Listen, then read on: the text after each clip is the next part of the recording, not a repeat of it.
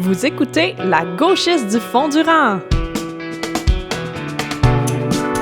Parce que ruralité n'est pas synonyme de désert culturel.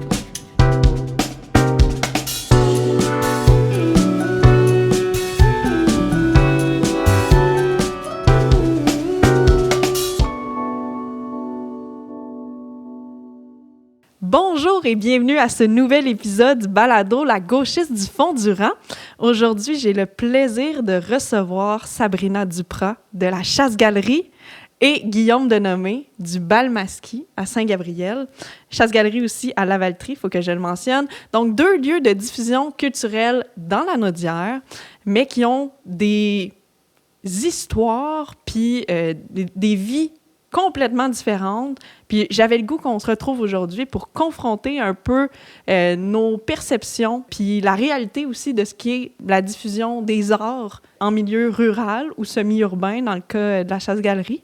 Donc, merci d'avoir accepté l'invitation. Merci d'être là, vous deux. Ben, merci à toi. Moi, je parlerai de culture toute la journée, fait que je suis bien contente d'être là puis de rencontrer Guillaume.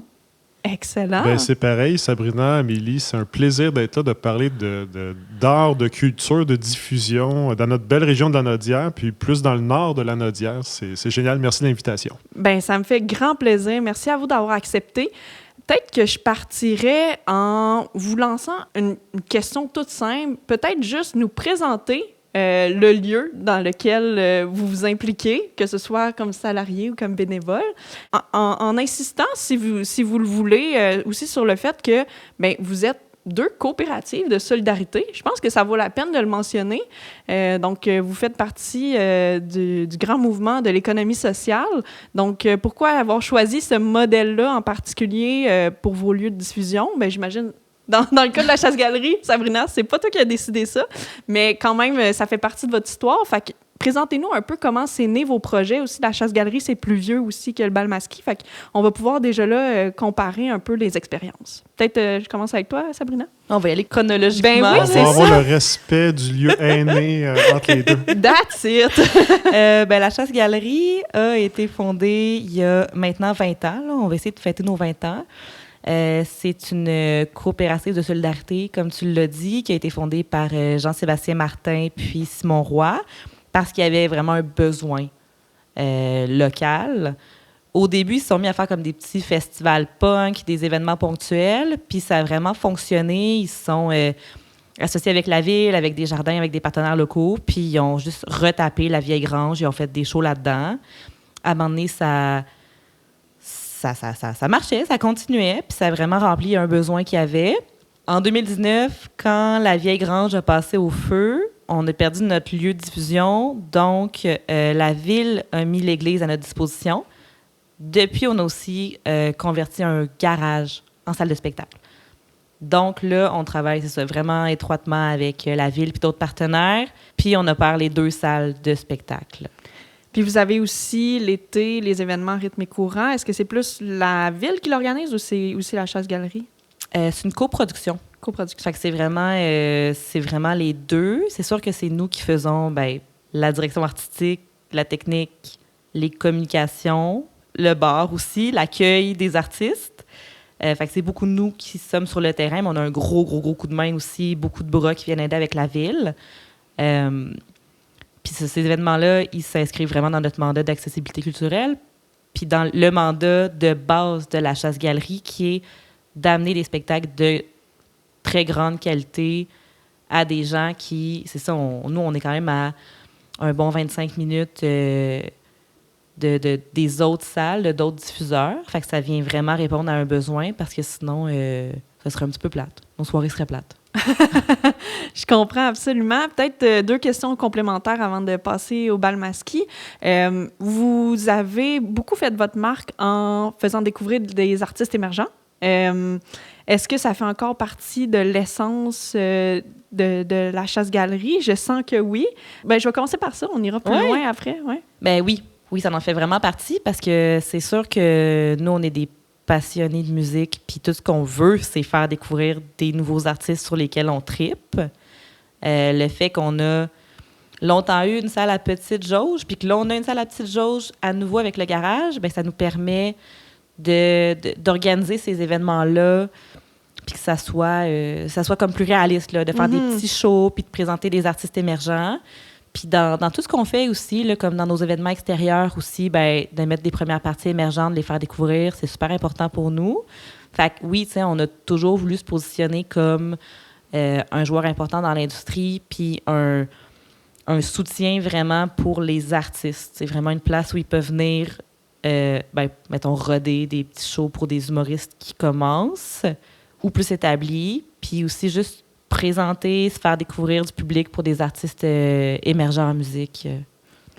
En tant que relative habituée de la chasse-galerie, là, je dis relative parce que, bon, je suis dans le village voisin, alors je suis pas tout le temps là, mais je vais quand même faire mon tour plusieurs fois par année. Le garage à Simon, ça a quand même été un game changer parce que ça a permis de retrouver un peu cette proximité-là avec l'artiste qu'on vivait dans la toute première chasse-galerie, là. Donc, ça a été le fun de revoir cette place-là, puis ça vous a, je pense, permis d'avoir un éventail d'offres aussi pour différents publics, différents types de spectacles. Oui, mais tu sais, c'est des shows qu'on aurait aimé faire quand même à l'église, mais des fois, c'était juste un petit peu plus... c'est plus risqué financièrement, puis c'était plus compliqué aussi. C'est difficile, là. Tu fais venir un artiste que tu aimes vraiment beaucoup, mais tu le sais que tu ne rempliras pas l'église, puis tu sais que ça va être un petit peu décevant. Avec le garage, c'est vraiment le fun, là. C'est 100 personnes debout. Fait que c'est pas si dur que ça à remplir, puis tu peux vraiment faire des soirées vraiment tripantes, là. Vous avez même eu genre, je donne un exemple, là, mais les vulgaires machins dans le garage à Simon, comme clairement, ça répète à l'église, là, mais comme tout le monde entassé dans le garage à Simon, là, ça devait être une expérience quand même, là. C'était malade. C'était malade. En plus, le plafond, il est pas très haut. Fait que là, t'as du crowdsurfing là-dedans. Tu sais, la personne, elle passe vraiment proche du projecteur pour le cinéma, puis quasiment... Oui, c'est ça. Tout le monde retient son souffle, là. Oh là là! Puis, dernière question, justement, avant qu'on passe au bal masqué. Coop de solidarité à la Fondation, est-ce que tu as un peu une idée de comment c'est venu sur la table, ce modèle-là? Je veux pas parler à la place des fondateurs. Fait que là, ça se peut que je dise un peu n'importe quoi, mais tu sais, ce que je comprends, c'est que c'était vraiment une gang de crinqués qui étaient là. C'est vraiment des gens qui ont mis la main à la pâte puis qui ont rénové eux-mêmes la grange. Fait que je pense que c'est vraiment juste des gens qui ont décidé qu'ils se mettaient ensemble. Là, c'est sûr qu'on a grossi. Fait que maintenant, on a une équipe de... Tu sais, on est comme 3 à l'administration. Tu sais, t'as du monde au bar, t'as du monde à technique. Ça a pris de l'ampleur. Fait que c'est pas exactement pareil comme ça l'était, mais on est encore une coopérative. Les travailleurs sont membres de la coop. C'est les membres qui ont le droit de vote à l'AGA. Fait que c'est encore une coop. Oui, puis c'est ça. Ça n'a toujours pas de but lucratif, mais de toute façon, qui voudrait en réalité faire du lucratif présentement dans le milieu culturel? Comme un, c'est pas ça le but, puis 2, c'est difficile. Fait que... bon choix quand même. Maintenant, on passe au bal masqué, qui est aussi une coop de solidarité, puis que déjà, ce modèle-là a été comme un élément central, j'imagine, à la Fondation. Parle-nous un peu de comment ça a été créé, Guillaume, puis de l'importance aussi, je pense, de la communauté, de répondre à un besoin de la communauté là, dans la création de ce projet-là. Le projet a émané en pleine pandémie. Je ne sais pas si vous vous rappelez, mais on a eu la pandémie COVID-19. Ah, c'est quoi ça? Non, c'est une chose qui nous est apparue au milieu de nos vies, qu'on n'avait jamais vu, qu'on va peut-être revivre, je ne le souhaite pas, mais on est au milieu de ça. Et puis, disons que les projets communautaires étaient difficiles à cette époque-là. La culture, c'était difficile, mais on s'est quand même rassemblé une petite gang. On s'est rendu compte qu'il y avait beaucoup de fans de culture qui étaient déménagés. Je pense qu'il y a eu un mouvement démographique vers le nord, de plus en plus de gens qui voulaient vivre à la campagne, mais qui leur manquait toujours leur petit quelque chose d'habiter en ville ou d'habiter dans des plus grands centres. Et on voulait tous un peu, moi-même qui est originaire de Saint-Gabriel, j'étais revenu à temps plein à Saint-Gabriel, puis on était plusieurs à se dire « Hey, il faut faire bouger les choses, il faut créer quelque chose. » Et là, on s'est rassemblés, puis au départ, c'est toujours pas seulement une salle de diffusion, le bal masqué. C'est un milieu de vie, c'est un milieu communautaire. Exact. On fait des activités sociales, on fait des conférences, des ateliers. Les gens réservent la salle, l'utilisent, proposent des projets. C'est très organique, c'est très participatif. Et la diffusion de la culture et de l'art, c'est un des principaux volets, mais c'est pas le seul. Et quand on s'est dit, bon, sous quelle forme on démarre ça, le Balmaski, on est tous des gens ouverts d'esprit, accueillants, on respecte les opinions personnelles de chacun, mais on était probablement une gang de gauchistes de fond de rang. That's it! Puis on s'est dit, OK, là, on va créer une entreprise. Quel modèle on veut choisir? On a regardé tous l'éventail qui était possible. Et bien entendu, on a décidé tous ensemble que ce serait une coop de solidarité à but non lucratif. Pour nous, c'était important. Puis moi, personnellement, qui étais l'initiateur du projet, ça faisait des années, en fait, toute ma vie, je prônais l'économie sociale, à gauche, à droite, manifestations, propositions. J'étais impliqué déjà dans le marché Brandon à Saint-Gabriel. Je me voyais mal entourer des gens qui étaient là au départ, nous dire, bon, on va faire ça à but lucratif.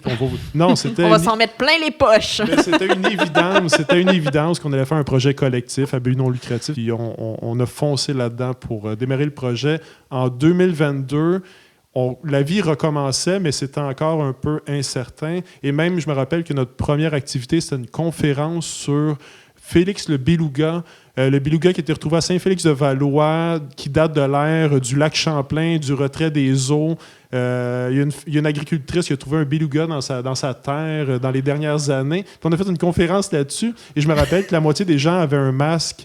On a plein de photos. Le local est vide. Puis là, on a la madame agricultrice en avant, puis des scientifiques qui sont là, qui nous parlent de Félix le Beluga. Et la moitié des gens ont des masques. Je le revois sur les photos, là. C'était notre première activité qu'on a fait.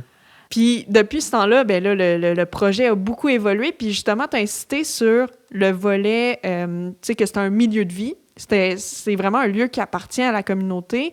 La diffusion culturelle, c'est un peu venu de soi-même, mais c'était pas, je pense, ben pas nécessairement, peut-être que c'était prévu dans du long terme, mais c'était pas la mission de base. La mission de base, c'était vraiment que les gens aient un lieu pour se retrouver. Après ça, qu'est-ce qu'on en fait? Ben, j'imagine que c'était à se déterminer en fonction de ce que les gens qui s'impliquent allaient vouloir créer comme milieu.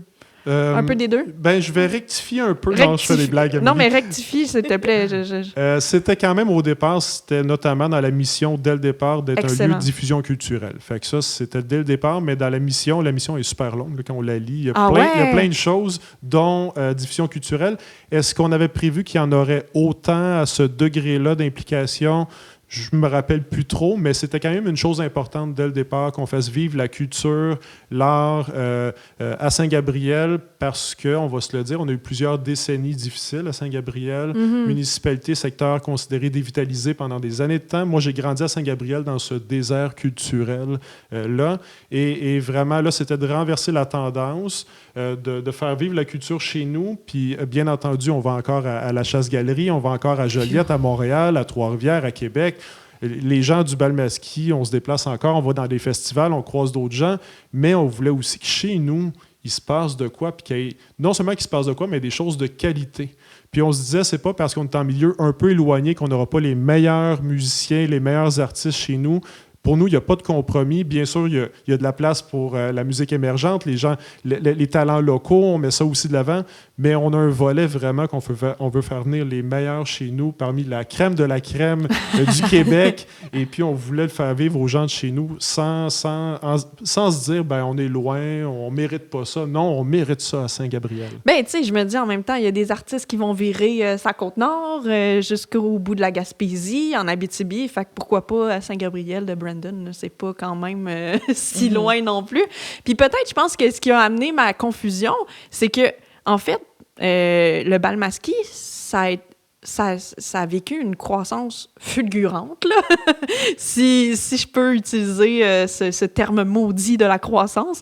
Mais en fait, c'est ce que je réalise, c'est que avec le peu d'expérience de vie que le Balmaski a, effectivement, la programmation est complètement survoltée, là. Vous avez énormément de choses de qualité, comme tu dis. Tu sais, le Maski Jazz, après ça, toute la programmation que je dirais régulière, qui n'est pas dans justement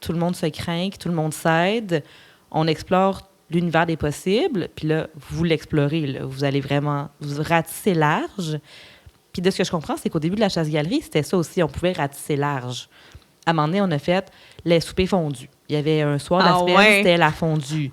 Il y a eu, tu sais, des soirées poutine, plein d'affaires, plein de thématiques, plein de trucs, des séries de programmation, des festivals sur l'art numérique, trucs, choses, et, des séries de jazz aussi.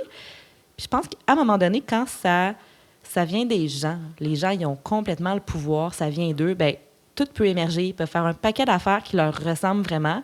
Ils sont engagés et ils vont. Il y a un moment aussi, une phase de comme maturité, entre guillemets, que l'organisation peut atteindre, surtout en diffusion, quand on va se professionnaliser, encore là, entre guillemets, quand on va aller chercher du soutien, du financement à la mission. Oui. On pourrait parler même d'institutionnalisation ou quelque chose comme ça. Là. Oui, tu sais, on est comme une très petite institution, mais on a plein de partenaires, on a plein de commanditaires, plein de subventionnaires. On rend des comptes, là. On met du temps, mon Dieu, qu'on beaucoup met de du temps paperasse. à rendre des comptes. Là. C'est ça qu'on fait là, de ce temps-ci, des journées complètes. Fait que tu deviens un peu plus cadré. Il y a comme un volume d'activité après ça qu'il faut que tu fasses parce que tu as tant de tech, tu as tant de personnes au bar. Fait que il faut que tu remplisses ta prog. Fait que ça vient plus d'en bas, ça vient un peu d'en haut. Puis là, on essaye de garder tout le monde, on essaie de rejoindre tout le monde, on essaie de mettre de la programmation qui est plus accessible, qui va aller remplir l'église. Puis des artistes plus émergents que nous, on tripe, qu'on veut faire découvrir, qui vont aller remplir le garage ou pas tout à fait remplir le garage. Fait que là, on essaye d'en mettre mur à mur puis d'en mettre pour tout le monde.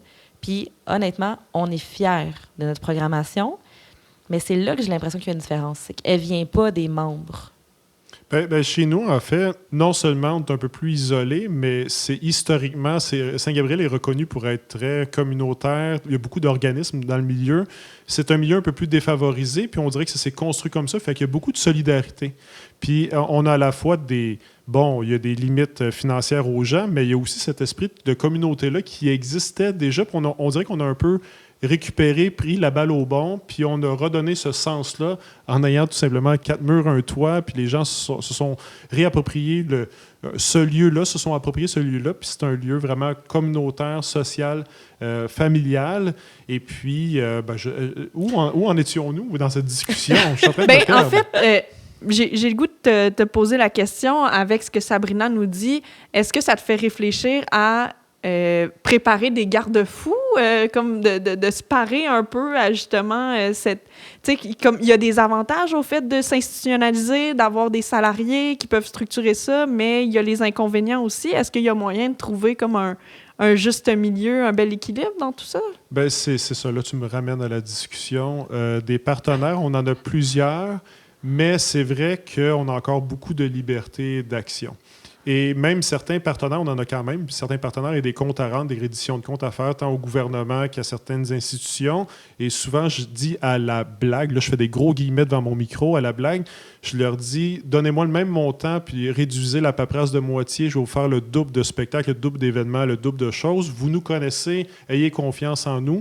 Puis il y a certains partenaires qui ont réussi à doser un peu, mais il y en a d'autres que c'est le gouvernement ou c'est ci, c'est ça, puis il n'y a rien à faire.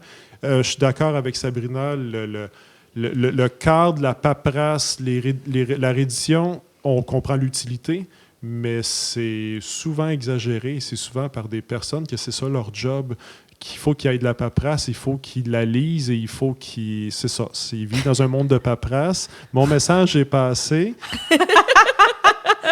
Puis nous, si vous nous écoutez, en tout cas. Puis nous, de notre côté, on essaie d'avoir des partenaires, mais dans nos partenariats, on se garde beaucoup la place à la liberté d'action. Donc, on a quelques partenaires. Par exemple, avec la municipalité, nous, on fait des offres de services. On a quelques événements avec la ville, mais on n'a pas un partenariat très élevé avec la ville. C'est peut-être une avenue qu'on envisage, qu'on réfléchit, mais peut-être pas. Donc, c'est intéressant de voir qu'à la Valtrie, quand même, je pense qu'il y a un partenariat assez évident entre la ville et je dis pas n'importe quoi, et la coop. Oui, et ben, nous, c'est en réflexion. Un peu comme vous, il y a des mandats des fois très définis qui vont aller nous donner, ou sur lesquels on travaille ensemble. Ils font des activités estivales, ils vont aller nous mandater pour faire de la programmation. Ça peut être vraiment le fun comme mandat, mais il y a aussi un soutien qui est récurrent, qui est constant, qui vient vraiment alléger un peu notre fardeau et nos finances. Fait que, c'est comme tu dis, tu sais, il y a des paliers de gouvernement qui vont demander beaucoup de reddition de comptes, mais en même temps, c'est ça, des fois, qui nous permettent de continuer ce qu'on fait aussi longtemps puis de prendre des risques. Fait que c'est compliqué. Mm-hmm. Nous, si c'était pas des subventions, ben je veux dire, moi, je serais pas payée, là. Fait que j'aurais pas... ça serait pas ça mon travail. Je pourrais pas faire ça à temps plein. Ça nous donne vraiment une liberté en même temps que ça nous en enlève. Puis il y a tellement de programmes qui viennent aider. On va chercher toutes les petites enveloppes qu'on peut. Des fois, on va chercher une aide qui permet la diffusion du cirque. OK, ben là, il faut que j'aille programmer 2-3 spectacles de cirque puis de la médiation. Bien là, je vais chercher l'autre enveloppe qui est pour le conte. Bien là, il faut que j'aille programmer aussi 2 spectacles de conte, mais au moins un qui est en billetterie. Puis là, je vais chercher l'autre pour le jeune public, mais là, il y a aussi telle contrainte. Fait que je peux faire les choses, mais il faut que j'aille cocher plein de petites affaires. Fait que là, si j'ai quelqu'un qui me dit « T'as-tu pensé à booker un tel? » Ah non, je peux pas. Je peux pas. Faut que je continue par en avant. Puis je pense qu'on perd juste peut-être cette... flexibilité-là qu'on pourrait des fois avoir de partir sur une idée. On le fait quand même, puis on n'est pas une grosse institution non plus. Fait qu'on est une institution qui est quand même assez mobile. On est quand même capable de dire « Hey, on va développer telle série, on va aller faire tel événement, on va faire tel truc. On va aller trouver le financement qui va avec, puis on peut le faire. » Fait qu'on a une bonne souplesse, pas autant que le bal masqué. Mais plus que, pour ne pas le nommer, par exemple, le Centre culturel de Joliette, qui est le plus gros dans la région, qui, tu sais, c'est quand même... Eux, je pense qu'ils bookent quand même pas mal d'avance. Nous, on a toujours des espaces dans notre calendrier. En fait, je le sais, pas nécessairement le Centre culturel, mais on a eu l'aventure de Mon oncle Serge et Anonymous qui avait débuté chez vous. Nous, on va être la première petite salle qu'ils vont faire. Tu sais, nous autres, c'est 100 quelques places, 120 places. Ils vont faire le bal masqué pour le 31 octobre à l'Halloween. Ça va quand même être rigolo. Incroyable! Et le booker nous a dit que la tournée des petites salles qui suit la tournée des grandes salles, ils l'ont repoussée constamment parce que les grandes salles, c'est plus long. Ils voient 2 ans à l'avance, puis les places, comme ça a été plus compliqué qu'ils pensaient présenter leur spectacle, vu que certains grands diffuseurs ont moins de flexibilité, comme on en parle. Puis nous, on était là comme, on est prêt quand vous voulez. Dites-nous quand. Puis c'est ça, plus t'es gros, plus la flexibilité peut être réduite, puis plus t'es petit, plus il y a de flexibilité. Je pense que ça ressemble à ça. Là. Mais c'est comme ça, tu parlais de vulgaire machin, c'est comme ça qu'on les a eus. Ah-ha. Parce qu'on s'est fait demander « Hey, pourrais-tu venir jouer chez vous un mardi, mercredi, dans 3 semaines? » Ah ben. On a dit « Ben oui, absolument. » En fait, mon directeur a dit « Ben oui. » Puis là, il a fait « Ben tiens, il faut que tu mettes ça en vente puis que tu le vendes. » J'ai dit « D'accord. » C'est le genre de beaux défis puis de belles surprises qui peuvent arriver dans le métier. Je me posais la question aussi en vous écoutant, par rapport au partenariat avec les villes, si le fait de changer de personnes élues, de maires, de mairesses, ça pouvait avoir une influence sur les partenariats que vous êtes capable de faire, mais j'ai l'impression avec les deux projets que vous avez tellement bâti une crédibilité dans votre milieu que ça serait difficile de revirer ça de bord sans qu'il y ait toute la communauté qui rue dans les brancards pour s'opposer à un désinvestissement ou je ne sais trop, je sais pas. Ben non, nous, c'est beaucoup plus simple. C'est un petit partenariat pour l'instant, puis il y a eu de la stabilité politique au niveau municipal depuis qu'on a débuté, fait que c'est un peu plus simple. Je laisserai peut-être Sabrina qui a un plus grand engagement de la part de la municipalité. Parle-nous de politique municipale. Allez, prononce-toi. Il y a eu de la stabilité aussi à la Valtrie, mais j'essaie de faire un peu de la fiction. Là, mettons qu'il y avait du changement. Je ne sais pas si ça serait... Oui, bien, tu sais quoi?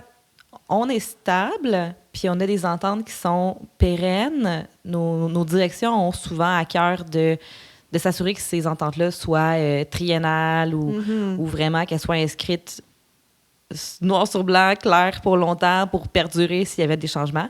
Mais pour répondre à ta question, oui, c'est sûr qu'on est vulnérable. On l'est tous, puis même les plus grands diffuseurs sont vulnérables à des changements de direction, d'orientation de partenaires privés, de partenaires publics, de subventionnaires. Le gouvernement du Québec peut annoncer du jour au lendemain qu'il retire le financement aux sorties scolaires.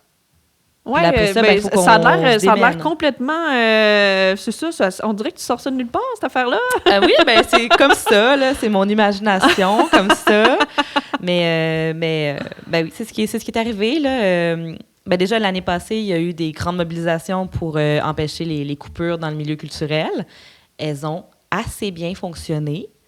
Quand ils ont annoncé que finalement le financement était maintenu, c'était un énorme soulagement pour tout le monde. Là, récemment, ce qui était la menace, c'était les coupures dans l'enveloppe qui est pour les sorties scolaires en milieu culturel. Mm. Tout le monde s'est mobilisé, tout le monde s'est beaucoup fâché. Et heureusement, ils ont annoncé que finalement, ils n'allaient pas couper là-dedans. Mais oui, du jour au lendemain, ils ont ce pouvoir-là de couper. Puis ça va impacter... On parle de cette enveloppe-là. Ça aurait vraiment été une grande catastrophe parce que c'est les diffuseurs, donc les travailleurs culturels, c'est aussi les compagnies de production en théâtre et c'est les artistes. Puis si on parle encore plus précisément des arts vivants pour le jeune public, le théâtre jeune public, c'est des productions qui se vendent moins cher. Les cachets sont moindres dans ce milieu-là. Les artistes sont précaires, les compagnies sont précaires, ils ont besoin de ça. Puis on ne reviendra jamais à un modèle où on demande aux parents d'aller payer les billets pour les sorties scolaires. Impossible. Il y a une enveloppe pour ça qui permet que tout le monde ait accès, que tous les enfants aient accès à ça de façon égale. Déjà, c'est pas tout à fait ça. Mais si en plus on vient l'enlever, c'est vraiment la catastrophe complète pour un milieu. Fait que on dirait que nous, au milieu municipal, on est stable. Je suis pas inquiète, mais c'est au-dessus de ça. C'est ça qui me fait peur parce que on dirait qu'à n'importe quel moment, ils peuvent revirer de bord. C'est intéressant. C'est très intéressant ce que tu viens de dire là, Sabrina. Puis, au point de vue politique, c'est vrai qu'au point de vue politique, on est vulnérable. Je veux dire, à plus haute échelle. Au niveau provincial, par exemple, on est un peu plus vulnérable.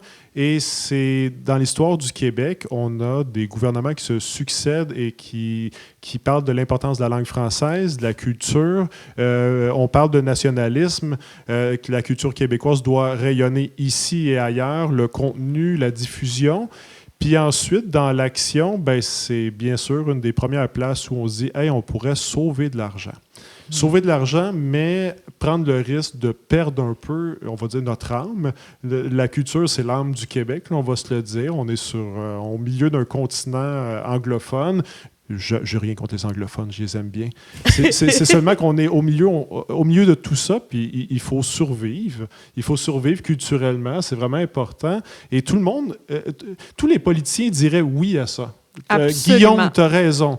Mais ensuite, est-ce que les budgets vont être là pour s'assurer d'avoir une diffusion, d'avoir de la stimulation des milieux, avoir de la diffusion adéquate? C'est là où ça peut varier. Oui, on est vulnérable de chaque décision gouvernementale, année après année, et puis de chaque gouvernement qui se succède. Les amis, vous m'enlevez les mots de la bouche parce que j'allais exactement vous amener là. C'est-à-dire que moi, ce qui me choque particulièrement, c'est justement ce discours sur l'identité québécoise où, au lieu justement de parler comment on va faire vivre cette culture puis la faire perdurer à travers les années, puis qu'on le sait que ça passe notamment par le contact avec les arts, qu'on stimule la peur des gens par rapport à l'immigration, puis qu'on dise que ce soit leur faute à eux si on est en train de perdre notre culture, alors qu'à tout bout de champ, on est en train de couper les enveloppes là où ces arts-là sont vivants. C'est quand même scandaleux, n'est-ce pas? C'est un scandale. C'est rien de moins qu'un scandale. scandale. Non, Amélie, en effet, pour répondre à ça, moi, je dirais que la culture, il faut la rendre attrayante. Puis les lieux de diffusion, il faut qu'ils soient attrayants. C'est à nous à faire le gros du travail, qu'il y ait de l'immigration. Il y en a toujours eu. Je veux dire, l'Amérique du Nord est une terre d'immigration. Puis on va se le dire, il y avait des gens qui sont toujours là, qui s'appellent les Autochtones. C'est eux qui nous accueillent. Nous sommes nous-mêmes issus de l'immigration. C'est une terre d'immigration. C'est ça qui donne de la vie. C'est ça qui régénère. Les gens qui viennent habiter ici et dont, il faut se le dire, dont on accepte qu'ils viennent ici parce que c'est très difficile de venir habiter ici. C'est souvent des gens qui ont des compétences, qui ont traversé plein d'épreuves et bref, quand ils sont ici, ben, c'est des Québécois à 100%. Il faut qu'ils vivent avec nous comme ils ont tous les droits, ils peuvent prendre toute la place qu'ils veulent, mais c'est à nous à montrer que notre culture est attrayante et non pas répulsive. Je pense que c'est là-dedans qu'on se trouve. Puis je pense qu'on est des lieux où, tu sais, dans notre coin, il y a des travailleurs, notamment, ils étaient saisonniers, sont de plus en plus permanents en agriculture, mais on a aussi des personnes de différentes nationalités qui arrivent d'un peu partout dans le monde et qui viennent au Balmasquis parce qu'ils se disent « Wow, c'est un lieu qui... » sans trop de jugement, je suis bienvenu, on fait des activités, on les invite, on les rassemble, puis ils viennent écouter des spectacles de musique de toutes sortes, dont des spectacles de musique très, très, très québécoises, puis très québécois, puis ils adorent ça, ils ont envie de contribuer, puis eux-mêmes, là, hors d'onde, on parlait de karaoké au Balmasquis qu'on fait une fois de temps en temps, puis on avait des travailleurs des Philippines qui fréquentent notre lieu une fois de temps en temps, puis les Philippins, c'est des amateurs de karaoké. Wow! Fait qu'à travers les tunes québécoises, eux, ils nous chantent leur succès en philippin. Et là, il y en a un qui s'est mis à faire des tunes québécoises, dont genre du Jerry Boulet et autres. Un Philippin, il est exceptionnel. Magnifique. Mais c'est ça, la force de la culture. Si tu diffuses, puis si tu fais vivre la culture, ben, ça va être un échange, mais les personnes immigrantes vont être contentes de chanter du Jerry Boulet et autres succès québécois si tu leur donnes la chance de participer avec les autres. Ben oui, c'est tellement un faux dilemme. C'est tellement de créer de la division, de penser que l'immigration va nuire à notre culture. C'est comme d'aller mettre deux choses qui vont tellement bien ensemble, d'aller les mettre en opposition, parce qu'on sait que la culture est un vecteur d'intégration vraiment important. Puis on sait que, en fait, juste la diversité qu'on a au Québec nourrit tellement notre culture. Fait que ça va ensemble. Fait que c'est complètement absurde de venir nous dire que l'immigration est une menace à notre culture, surtout par des gouvernements qui s'assurent même pas que nos artistes ont de quoi vivre. Fait que là, ils viennent nous diviser, ils viennent nous faire peur. Puis pendant ce temps-là, nous, on redouble d'ardeur parce qu'on se dit « Hey, moi, j'y crois, moi, j'ai envie de diffuser de la musique, des arts vivants pour aller rassembler les gens. » Fait que nous, on va travailler plus fort. Les artistes vont travailler plus fort avec les conditions matérielles qu'on leur connaît. C'est quand même vraiment pas facile en ce moment. Il n'y a pas de revenu minimum pour les artistes. Puis on s'attend de eux qu'avec ce revenu-là, ils viennent nous créer des bijoux de Lou Adrienne Cassidy que, là, les gens écoutent ça, là, ils sont fiers d'être Québécois. C'est comme un non-sens. Là. Je pense qu'on assure une sécurité matérielle aux artistes. Ça leur enverrait le message que ce qu'ils font est important et valorisé et que notre culture est réellement importante. Là, on fonctionne complètement à l'envers. C'est un scandale. C'est un scandale. C'est un scandale. Ben voyons, on va inviter... comment est-ce qu'il s'appelle? C'est-tu Monsieur Gourde? J'ai oublié son prénom. C'est un scandale libéral. Le député fédéral à Ottawa du Parti conservateur. Là, exactement. Tu devrais l'inviter. Mais je ne suis pas sûr qu'il soit un gauchiste de fond de rang. Malheureusement, non. Mais ce que vous dites, là, c'est tellement de la musique à mes oreilles. Tu sais, juste l'exemple que tu donnais là, des Philippins qui arrivent au Balmasquis. Eux, ils s'imprègnent de notre culture en finissant par chanter du Jerry Boulet. Mais pourquoi, comme collectivité, on se priverait d'entendre des succès de la musique philippine ou des danses cubaines ou je ne sais trop, découvertes dans le monde arabe, musique d'Europe orientale. Tu sais, j'en sais rien, là. Le monde est tellement vaste, le monde est tellement grand, ces gens-là arrivent avec un bagage extraordinaire. profitons-en pour créer de la mixité. Tu sais, je veux dire, nous, même au Québec, tu parlais du fait qu'on est tous issus de l'immigration, à part les Premières Nations, les Inuits qui étaient là bien avant nous. Je veux dire, si ça n'avait pas été de l'immigration irlandaise, est-ce qu'on aurait eu autant, tu sais, est-ce que la musique trad québécoise serait devenue ce qu'elle est aujourd'hui? Tu sais, je veux dire, il y a eu du métissage dans l'ensemble de notre culture à toutes les époques, puis c'est ça qui fait sa richesse encore aujourd'hui. L'histoire du Québec n'est pas linéaire. Absolument. Et on a reçu toutes sortes d'héritages de plusieurs continents, de plusieurs personnes. Notre musique est imprégnée d'influences à travers le monde. Puis je rejoins ce que Sabrina disait tout à l'heure. La musique ou l'art ou la culture, c'est pas là pour diviser, c'est là pour qu'on s'épanouisse collectivement ensemble. Et il n'y a aucune raison qu'on utilise ça pour diviser. C'est une opinion très éditoriale que je viens de faire. Mais j'aime les éditoriaux, c'est à ça que sert le balado. J'ai le goût de vous entendre parler peut-être un petit peu rapidement de, entre autres, la place des GAFAM qu'on appelle là, Google, Amazon, Facebook et tralala de ce monde. Je sais qu'autant de vos deux côtés, Facebook est un outil incroyable de mobilisation. D'un autre côté, tout ce qui permet d'accéder facilement à des œuvres culturelles. Je pense notamment à la télévision puis au cinéma, dans le confort de son foyer, sans payer trop cher et surtout en payant ça à des compagnies multinationales qui s'en mettent plein les poches. Ça fait en sorte que c'est peut-être plus difficile de faire sortir les gens de chez eux. Je comprends qu'à Saint-Gabriel, c'est peut-être une autre dynamique parce que... C'est pas juste facile non plus. Mais non, c'est ça. C'est pas facile tout le temps non plus. C'est une guerre de tous les instants de faire sortir les gens de chez eux parce que oui, c'est peut-être plus facile de rester à la maison, mais pour rebondir sur ce que tu viens de dire, une prestation en direct d'art vivant, il y a deux choses que tu retrouves notamment qui n'existent pas quand tu fais ça tout seul chez toi. La première, c'est l'expérience commune. Tu es avec d'autres gens. La vibration. Tu regardes les gens dans les yeux, puis tu sens les autres qui sont présents et c'est une expérience commune. Et l'autre, tu m'enlèves les mots de la bouche, c'est aussi sensoriel. Jamais tu vas ressentir tout ce que tu ressens avec tes sens qui te sont donnés à ta naissance. Quand tu es chez toi tout seul, c'est une expérience sensorielle unique. Tu es là, tu vibres, tu entends des choses, puis tu entends des subtilités aussi dans le jeu. Et la prestation d'art vivant va ressortir autre chose que sur tu écoutes ça sur de la musique numérique, c'est l'album qui est enregistré en studio. Là, plus tu donnes d'énergie à l'artiste, plus il t'en redonne. Puis il y a même des bands, je me rappelle d'un bon exemple, Bon Enfant, qui, à la fin du show, Mélissa dit c'est pas tous les soirs qu'on jamme de même, mais là, on l'a senti, on a fait un gros jam. Fait qu'il y a eu un jam d'un groupe extraordinaire qui, bien sûr, leur spectacle est rodé, mais ils peuvent t'en donner plus s'ils sentent « Wow, les gens sont avec nous, on aime l'ambiance, on a le goût de jammer, on en donne plus. » Donc, l'expérience entre êtres humains ne se reproduit pas seul à la maison.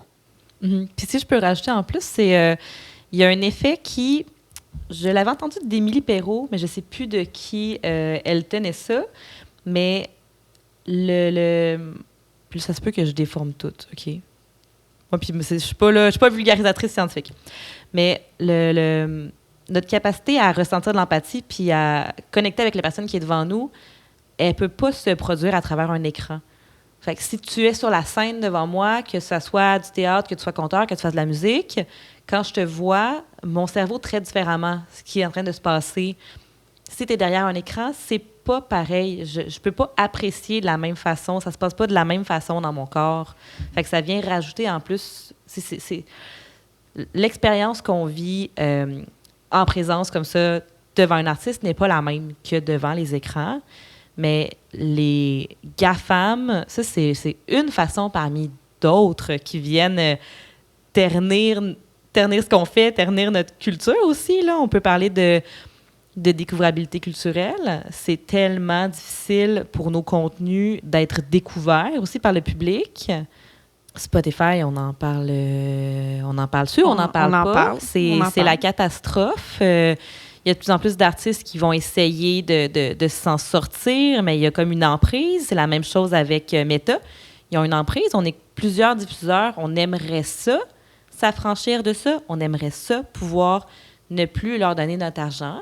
Mais moi, il y a une très grosse partie de mon budget de publicité qui va là. Parce que le rendement, il est là. Parce que le retour sur investissement, il est là. Parce que c'est là que les gens y sont. Parce que c'est comme ça qu'on fonctionne. On n'a pas d'équivalent ici. On est dépendant de toutes ces plateformes-là. Puis c'est fâchant. Je pense qu'il faut choisir nos combats. Puis là, je ne suis pas là pour faire la promotion de Facebook, loin de là, mais oui, Facebook, c'est bien fait. Tout le monde est là-dessus. Tu peux créer des événements, tu peux acheter de la publicité. C'est bien fait. C'est difficile de s'en sortir. Mais après, bon, est-ce qu'on peut réduire le budget là pour en mettre plus ailleurs, développer des alternatives? C'est ça qu'il faut toujours réfléchir. Mais quand je dis aussi choisir ses combats, c'est que, par exemple, nous, au Balmaski, c'est produits locaux à fond. On a des bières de micro, la bouffe est locale, on encourage tout ce qui est petits partenariats, puis on n'a pas de gros partenariats. C'est que des petits partenariats. Puis juste, on parlait de jazz tantôt, bien, on a une partenaire qui s'appelle la Mielerie Petite Masquinongé qui nous amène des chandelles en cire d'abeille avant nos shows. C'est le genre de partenariat qu'on a notamment. On fait des petits partenariats pour mettre en valeur l'économie locale. Donc oui, il y a des géants qu'on essaie d'encourager le moins possible. On est tous un peu pris avec, mais en tout cas, moi, c'est ma vision des choses. Mettre mon énergie à les combattre, je me sens trop petit et trop faible pour les combattre. Mais ce qu'on peut faire, c'est clairement créer des partenariats à échelle humaine avec des gens locaux, des gens qu'on connaît, mettre leurs produits de l'avant, et puis tisser des liens à notre échelle, puis peut-être mettre un peu plus d'efforts là, quoique dénoncer les multinationales, ça aussi, ça peut se faire. Mais c'est ça. Moi, je suis très partenariat locaux, très mettre de l'avant ce qu'on est capable de faire dans notre région.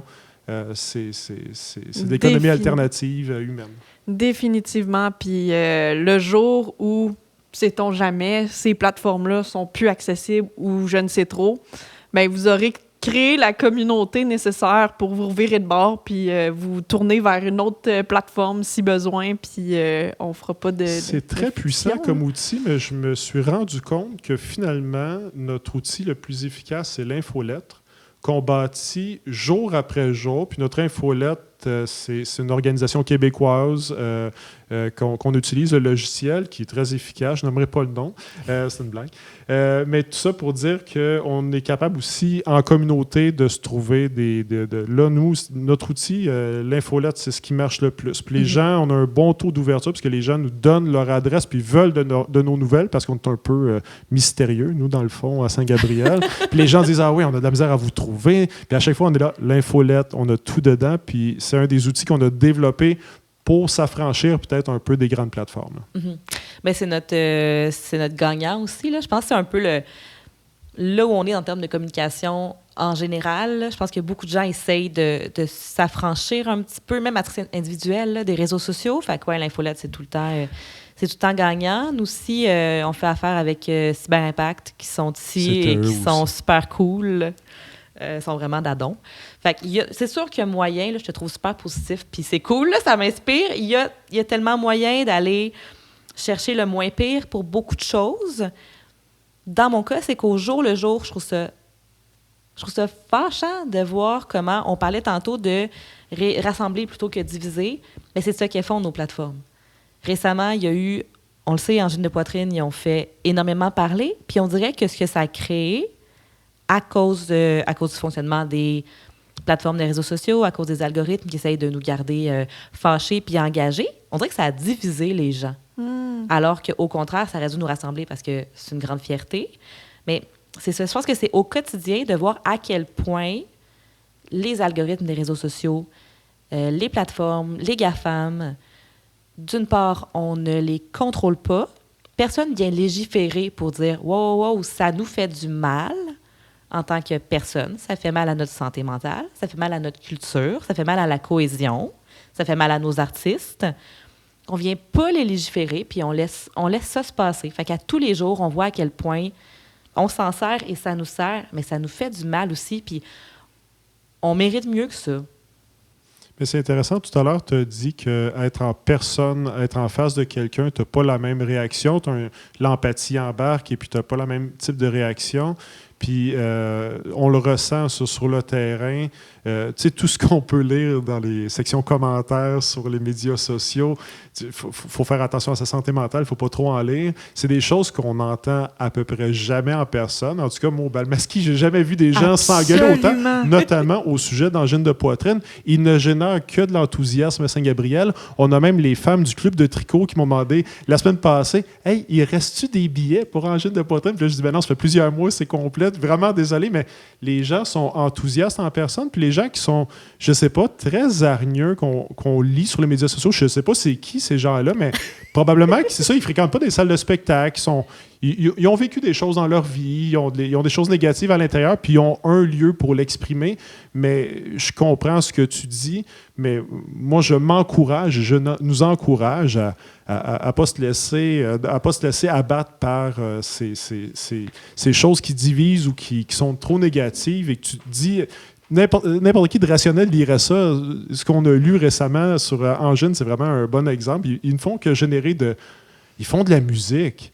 Je veux dire, ils créent de la joie, ils font de la musique, ils font ressentir des émotions aux gens plusieurs n'avaient jamais ressenti. Ça s'arrête là. T'aimes pas ça, c'est pas grave. Puis ils parlent en extraterrestre à la télé, c'est bizarre. Ben, change de poste ou c'est pas grave, tu sais, prends sur toi. Mais je pense qu'il faut retenir les gens qui viennent nous voir à quel point la culture génère de l'enthousiasme puis les liens qu'on crée dans nos espaces à la Chasse-Galerie, au Balmasquis. Je pense que c'est là-dessus qu'il faut capitaliser. Là, je suis très optimiste ce soir. Merci pour ça. Toutes les émotions sont valides ici au balado La gauchiste du fond du rang. Je retiens, entre autres, l'élément de l'infolette parce que c'est la même chose que Marianne Crépeau nous disait dans le premier épisode, qu'elle aussi, pour ce qui est de la mise en vente de ses fruits et légumes, l'infolette, c'est ce qui marche, c'est ce qui leur permet, tu sais, mis à part leurs réseaux sociaux, aussi Facebook qui marche très bien, c'est comme une alternative qu'ils sont en train d'essayer de développer aussi. Fait que, avis aux intéressés, c'est approuvé par plein de monde, l'infolette, ça fonctionne. L'infolette, c'est que tu reçois la vraie information complète. Les médias sociaux, c'est la jungle, là, on va se le dire. Tu l'ouvres, puis qui a décidé qu'en premier, tu allais recevoir telle nouvelle? Puis il y a des gens qui disent « Ah, j'ai pas entendu parler de tel événement du Balmasquis en ouvrant mon Facebook. » Mais tu sais, c'est comme...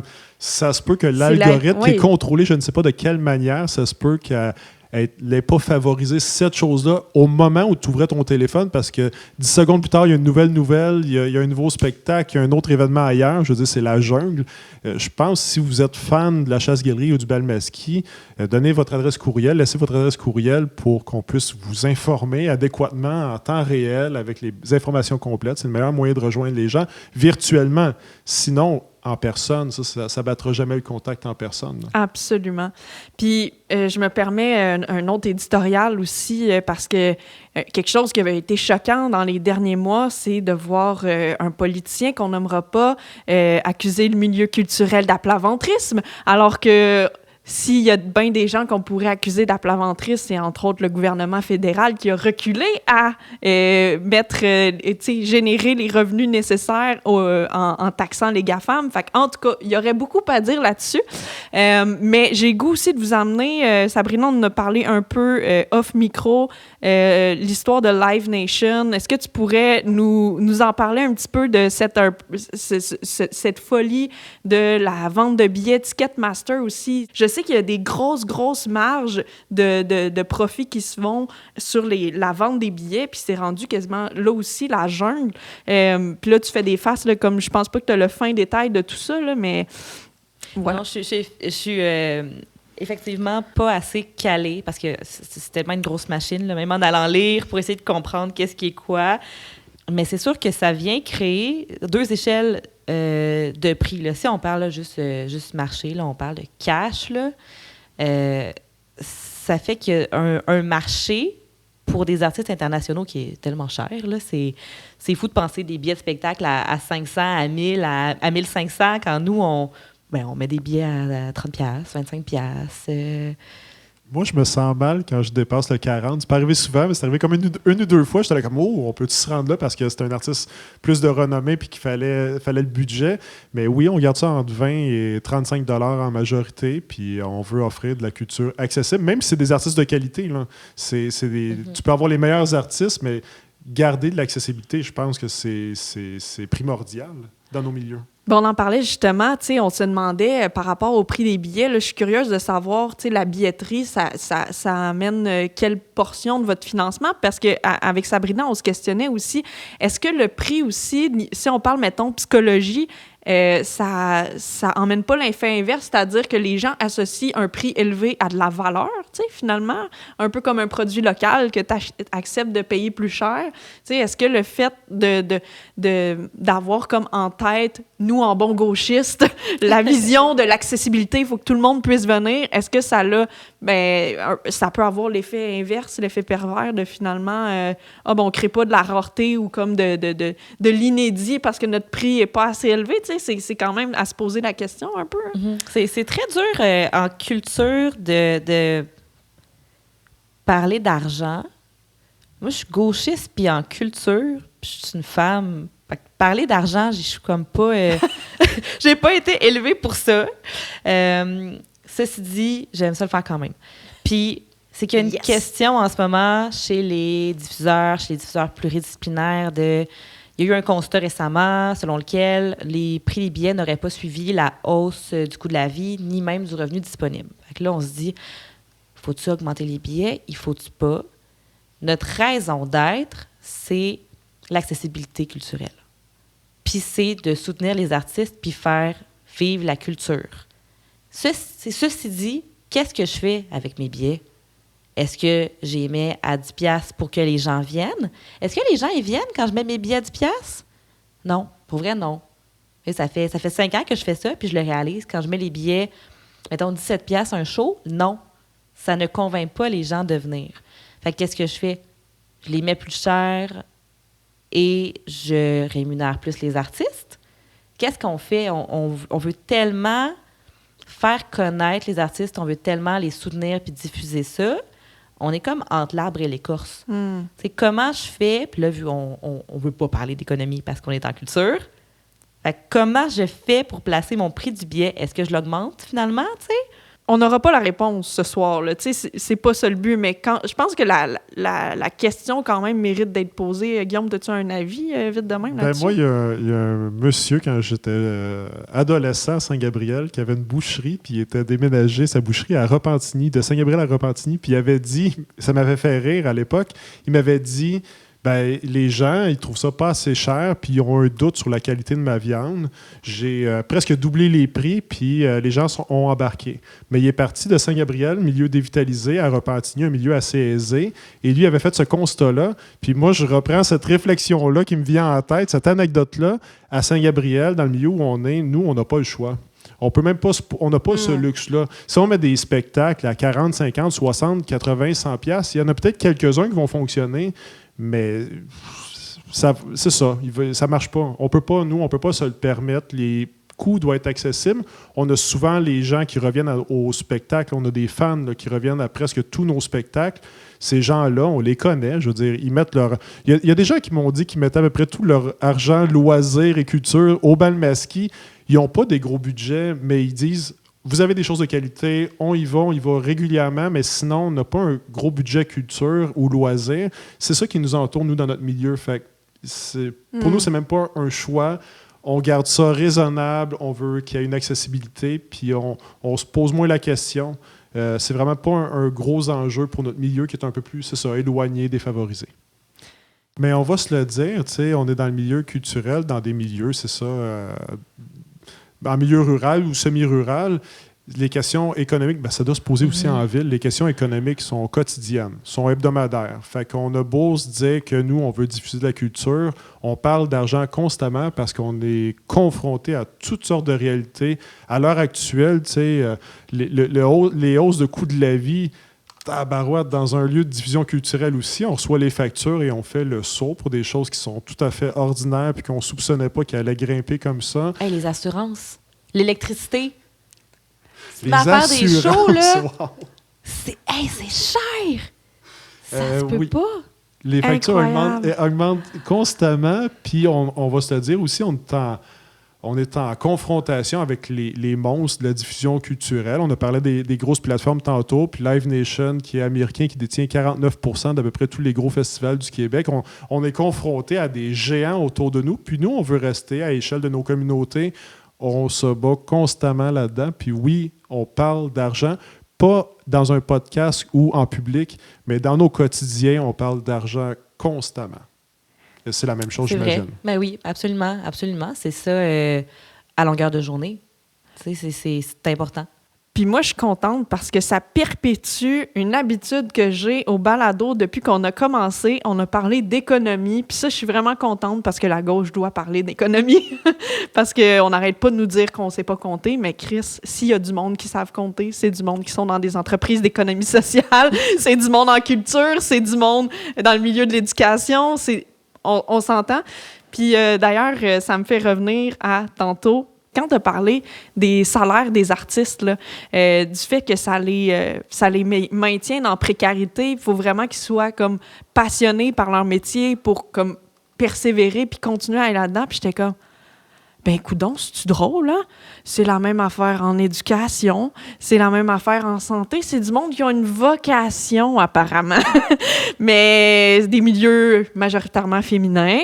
Fait que, ben nous, les femmes, on est tannés. On est tannés de tout le temps être dans des milieux où on est traité comme de la merde, puis qu'on est sous-payé, tu sais, qu'on a des conditions de travail déplorables. Ben c'est sûr. Puis si on parle, c'est sûr que si on parle des artistes, on peut pas nécessairement dire qu'il y a une majorité féminine, mais on peut dire quand même qu'il y a une disparité dans les conditions. Moi, je suis de près des mouvements qui existent entre autres sur Instagram, pas de filles sur le pacing en humour, puis pas de filles sur la prog en musique, parce qu'il y a quand même une sous-représentation des femmes, même si elles existent dans ces milieux-là. C'est tellement dur de se faire booker. Une fois que tu es booké, tu peux te retrouver dans des conditions qui sont inadéquates aussi. Il y a encore beaucoup de chemin à faire. Puis c'est vrai, on exige beaucoup que les gens travaillent par vocation puis par passion dans la culture aussi. Puis c'est un problème, là. On a le droit de faire du cash. Fait qu'on aime ça, nous autres aussi, le cash. Oui, puis tu le dis en blague, mais c'est juste comme, on peut-tu juste bien vivre, tu sais? On peut-tu juste vivre dignement? C'est juste ça qu'on demande. Le pas la lune, mythe là, de l'artiste malheureux et précaire, que c'est essentiel de vivre de la pauvreté. Faut qu'il soit tourmenté pour qu'il oui. fasse des bonnes tunes. Hey, là, Exactement. Il y a des maudites limites. Là. Hey, ça va Je faire, suis capable là. d'être tourmenté en ayant quand même un toit sur la tête. Là. Oui, les artistes doivent avoir respect. Puis souvent, tu sais, je connais pas tous les lieux de diffusion où ils vont, mais ils racontent des choses où c'est pas juste évident, parce que les lieux de diffusion manquent de soutien aussi. Tu sais, ça vient, c'est une roue. Et ils apprécient quand ils ont un bel accueil, quand ils ont une paye adéquate, ils sont sincères, ils apprécient. Et nous, comme diffuseurs, on ne peut pas passer à côté de ça. C'est des gens qui passent des heures et des heures et des heures à créer, à prendre toute leur énergie, à venir se livrer, et leur performance, ils donnent tout ce qu'ils ont, ils sont vulnérables, ils sont sur une scène, et c'est la moindre des choses de bien les accueillir, y compris les femmes, bien entendu. Et Amélie, tu parlais de l'initiative. C'est Sabrina qui en parlait. Pas de filles sur la prog. En fait, c'est plus de filles sur la non, prog, si vous voulez les suivre. pas de filles sur la prog, mais nous, Amélie, on s'est croisés à un événement qui s'appelle Plus de filles sur la prog. C'est les mêmes qui ont fait l'initiative, le pendant, disons, pas dénonciateur, mais le pendant constructif. Et Amélie, on s'est croisés à Plus de filles sur la prog. Exact. Et c'est une super initiative. Nous, au Bal Masqué, il y a 2 artistes qu'on a fait jouer depuis ce temps-là. C'est La Monarque qui était là à notre dernier Bal Masqué, et puis Princesse qui nous a fait une performance rock punk extraordinaire le 7 mars. C'était pour la Journée internationale des droits des femmes. Et il y avait un mosh pit de femmes incroyable. C'était d'une beauté à voir. C'était survolté. Puis, bien sûr, des femmes dans le milieu culturel, il y a de la grande qualité. On les a vues dans les derniers prix, les derniers galas. Les femmes sont très présentes, créent beaucoup. Bien entendu, ils doivent être présentes sur nos programmations et être rémunérées adéquatement, bien entendu. Et en sécurité. Exactement, Et en exactement. sécurité, oui, Ouais. tout à fait. Mais j'adore Princesse. Je les vois jeudi. Je les amène à l'école secondaire à Berthier. Peux-tu croire? Incroyable! Ça va J'ai très rocker hâte. à PDL! Ça va être très un bel hâte. exemple pour les jeunes hommes et les jeunes femmes, les enfants qui sont là, mais beaucoup les jeunes filles vont beaucoup... c'est des beaux modèles. Ils sont vraiment hot. Ah, vraiment. Je veux J'ai hâte. du crowdsurfing à PDL dans un show de princesse. C'est ma commande! Je le sais pas. Je sais pas parce que moi, ça me tente pas d'aller courir, chercher les surveillantes, leur venez à l'auditorium, s'il vous plaît, juste au cas. Non, je pense que j'aimerais qu'ils restent assis, puis j'aimerais qu'ils profitent du spectacle. Excellent. Ouais. Je pense qu'il y a quelque chose qui est vraiment important de parler par rapport à la découverte culturelle. Puis en fait, c'est une question que je me pose. Est-ce que, tu sais, quand on parlait qu'on a peur pour notre culture, qu'on veut la faire vivre, mais s'il y a quelque chose qui peut bien faire vivre la culture, c'est d'encourager des nouveaux artistes. On a parlé que vous faisiez les deux beaucoup dans l'émergent. Comment faire en sorte que les gens veulent sortir de chez eux pour découvrir quelque chose qu'ils n'ont jamais entendu? Puis en quoi c'est important pour vous de valoriser ça? C'est sûr que nous, en tant que diffuseurs, on a quand même une certaine responsabilité, des fois, d'essayer d'aller rejoindre des gens qui ne peuvent peut-être pas venir. Nous, on le fait avec les événements extérieurs. Fait qu'il y a beaucoup de gens qui, pour plein de raisons, ne viendraient pas en salle, mais on les voit dehors, et là, c'est là qu'on leur glisse des super premières parties. Là. Moi, mon expertise s'est rendue de booker la bonne première partie qui va fitter avec le bon artiste, puis qui va un petit peu te le rappeler, fait que ça va vraiment fitter avec ce public-là. On fait des partenariats aussi des fois avec des organismes ou justement avec des écoles comme Pierre de Lestage. Certains diffuseurs vont aller faire des activités dans des résidences pour aînés. Fait que là, c'est à nous d'être créatifs pour aller en dehors des marges. Mais les gens qui sont capables d'acheter des billets à 25$, 30$, les gens qui sont mobiles, qui sont capables de venir, j'ai envie de leur dire, trouve un diffuseur, là, il y en a partout, là, trouve ta place. Puis à un moment donné, fais-leur confiance parce que c'est du monde qui ils en mangent, là. Ils savent un peu ce qu'ils font. Puis si justement tu vas au bal masqué, tu découvres un peu leurs couleurs, ce qu'ils font, t'aimes ça, bien à un moment donné, prends des billets pour un show un artiste que tu connais pas, que tu n'as jamais vu, puis ça se peut vraiment que t'aimes ça. Ou juste, va à un show, puis quand c'est la première partie, bien écoute la première partie, tu sais. Puis le diffuseur qui a booké la première partie, ben je pense qu'il sait ce qu'il fait aussi. Fait que ça se peut que tu découvres ton artiste préféré aussi. Ouais. C'est ça, je dirais. Merci pour la promotion du bal masqué. Je dirais la même chose. On a des lieux, je pense, de qualité, la chasse-galerie, le bal masqué. Faites confiance à la programmation, allez voir des choses, allez découvrir, faites confiance, essayez. Dites-vous, vous avez un samedi de libre, un vendredi de libre, vous voyez tel spectacle, hey, je vais aller découvrir des artistes, de la musique. Nous, là, le gros buzz mondial, c'est angine de poitrine. Et là, angine de poitrine, on reçoit des demandes à gauche, à droite de tout le monde dans le coin Saint-Gabriel, mais beaucoup plus large que ça. On a reçu des emails des États-Unis, du Canada anglophone. Les gens s'intéressent. Et moi, je suis un peu plate, mais la seule chose que je réponds, en fait, aux gens que je connais ou des gens qui nous demandent ça, c'est Angine de poitrine sont venus au bal masqué en 2024, il y a 2 ans. Où étiez-vous? Vous auriez pu les découvrir ce soir-là. Angine, là, c'est un exemple patent, mais il y en a plein d'autres bands et plein d'autres artistes qui passent dans nos lieux de diffusion constamment et qui ont des bonnes carrières par la suite, qui font leur chemin, mais ces gens-là débutent toujours en quelque part, puis il faut aller les découvrir, puis peut-être vous vous dites « Ah, telle band, ben je suis pas sûr. » Prenez le risque. Prenez le risque. Vous allez vous amuser, vous allez découvrir quelque chose, ça va vous faire vivre des nouvelles émotions. Peut-être des fois, ça va être moins extraordinaire pour vous personnellement, mais tu reviens jamais complètement déçu d'avoir vécu une expérience commune avec les gens, d'avoir découvert quelque chose. À la limite, ben, c'est pas exactement ton genre, mais dans un bon cas, tu vas peut-être découvrir le band de ta vie ou des artistes nouveaux que tu as le goût de découvrir, qui vont t'ouvrir des nouveaux horizons. Gênez-vous pas, venez nous voir, essayez d'écouter de la nouvelle musique, des nouveaux artistes. C'est ça, il faut nous faire confiance. Le message est passé. Hey, c'est de toute beauté. Merci beaucoup, Guillaume Denomé du Balmasquis, Sabrina Duprat de la Chasse-Galerie. Merci d'avoir partagé tout ça avec nous. J'espère que les gens vont être curieuses puis vont se rendre dans vos lieux de diffusion pour entendre nos merveilleux artistes. Ça manque pas au Québec. On est chanceux, on a une belle culture. Puis longue vie au Balmasquis, longue vie à la Chasse-Galerie. Merci beaucoup. Et merci de nous avoir reçus, c'est le fun de se fâcher ensemble. On n'était pas juste fâchés. Ben, parle pour toi, là. C'était un plaisir. Merci beaucoup. Merci. Merci d'avoir écouté cet épisode du balado La gauchiste du fond du rang. Si vous aimez ce qu'on fait, n'hésitez pas à partager nos épisodes, donner 5 étoiles sur les plateformes de balado pour que d'autres personnes puissent nous découvrir et à vous abonner à notre Patreon.